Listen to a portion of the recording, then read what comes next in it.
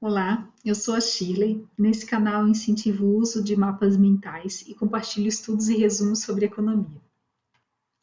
Nesse mapa mental, eu apresento um resumo sobre o que é a escola clássica na economia.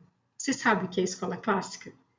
Aqui nós falaremos sobre as características dessa escola, do livro que marcou o ano de 1936 e das teorias da lei de Say, da flexibilidade dos preços e salários e da neutralidade da moeda, como você pode ver aqui em cada ramo desse mapa mental. Esses são os principais ramos desse mapa, eu explicarei cada um deles e no final do vídeo eu apresento como ficou esse mapa mental completo, ok? Segundo o dicionário do século XXI do professor Paulo Sandroni, eu vou passar a definição segundo esse dicionário aqui, que eu costumo usar. Esse dicionário e um outro livro também, uma apostila da faculdade, eu vou deixar a fonte dele na descrição desse vídeo.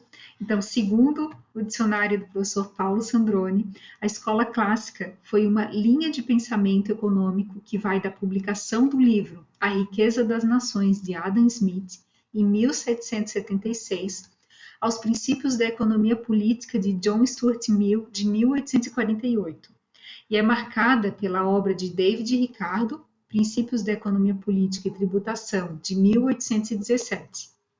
A escola clássica foi fundada por Smith e Ricardo, e como características baseou-se na teoria do valor-trabalho, do uso do método dedutivo, do materialismo e da preocupação em simplificar e generalizar as proposições econômicas e de uma visão de conjunto da evolução econômica além dos preceitos filosóficos do liberalismo e do individualismo, e firmou os princípios da livre concorrência. A escola clássica também é caracterizada por enfatizar a produção, relegando a segundo plano o consumo e a procura. Quando estudamos macroeconomia, podemos afirmar que todo o período histórico antes de 1936 foi caracterizado pelo pensamento da escola clássica. Isso porque, a partir daquele ano, ocorre o lançamento da obra de autonomia do economista John Maynard Keynes, A Teoria Geral do Emprego, do Juro e da Moeda. Aqui eu abro um parênteses para falar que convidar você a assistir também um outro vídeo que eu gravei sobre a vida e contribuição de Keynes para a economia. Eu vou deixar também um link na descrição desse vídeo aqui no YouTube. Seguindo com essa explicação desse mapa, para diferenciar as ideias apresentadas por Keynes daquelas defendidas pelos economistas clássicos, eu apresentarei uma breve descrição dos pensamentos econômicos da escola clássica, os quais estavam baseados em três teorias distintas, que são apresentadas aqui na sequência. A lei de Say é a primeira teoria, depois a flexibilidade de preços e salários e a neutralidade da moeda. Agora, nos ramos seguintes, então, desse mapa mental, eu explicarei cada um deles. Mas antes, já quero saber se você está gostando desse vídeo, então lembre-se de dar um like e já se inscrever no canal para acompanhar os vídeos semanais. Agora, nesse ramo, nós vamos detalhar a lei de Say. A escola clássica acreditava no que propunha o economista francês Jean-Baptiste Say, que elaborou a Lei de Say, também conhecida como Lei dos Mercados.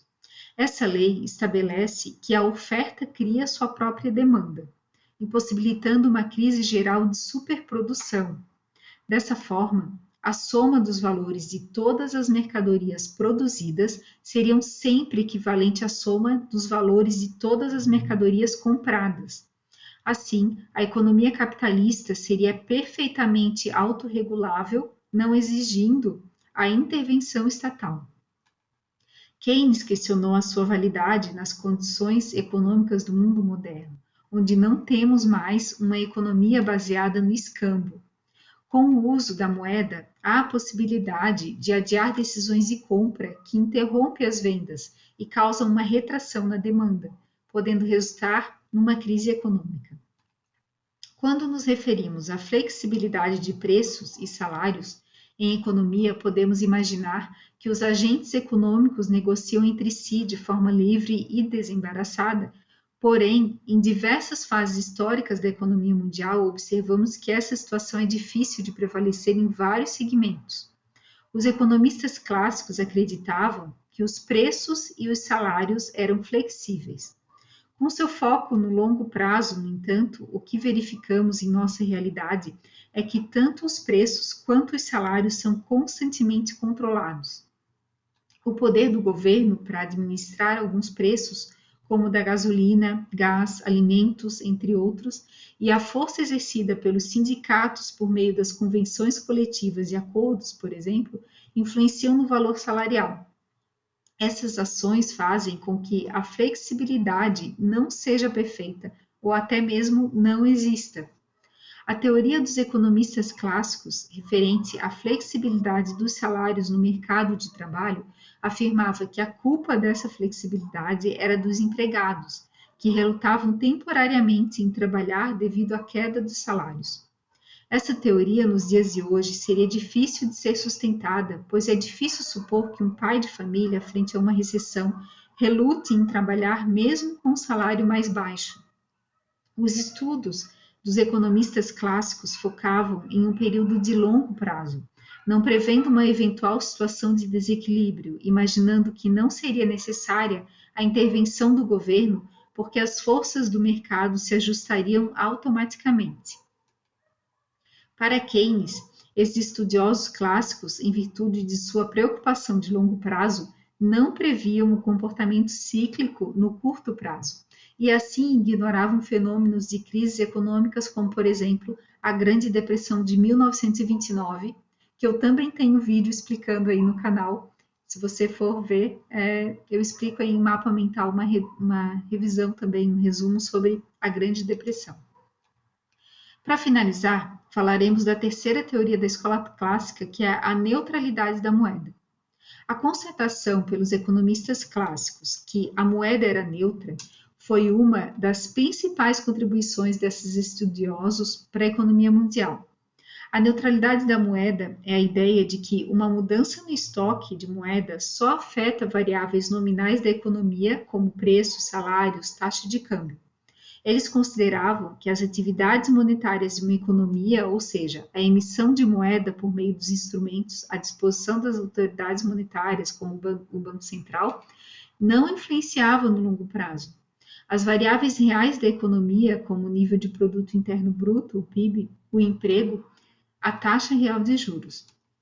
Eles acreditavam que esse aumento da emissão da moeda no longo prazo apenas geraria mais inflação ou aumento de preço.